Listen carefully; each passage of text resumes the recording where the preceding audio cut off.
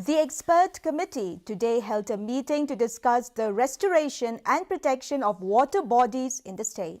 Speaking to the reporters, Chairman of the expert committee, B.K. Lingwa, informed that the expert committee was constituted in accordance with the High Court of Meghalaya PIL in the Recleanliness of Umiam Lake versus State of Meghalaya order on June 3, 2022.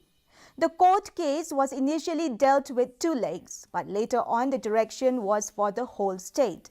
In case of river rejuvenation, Lingwa informed that this committee will deal with water bodies which are excluded from wetland authorities and from river rejuvenation committee which are outside the wildlife and protected areas.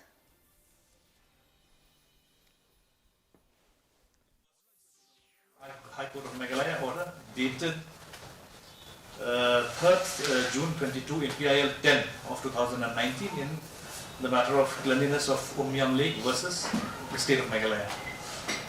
The court case was initially dealt with these 2 lakes, but then later on it was the scope of the direction was expanded to all water bodies in the state.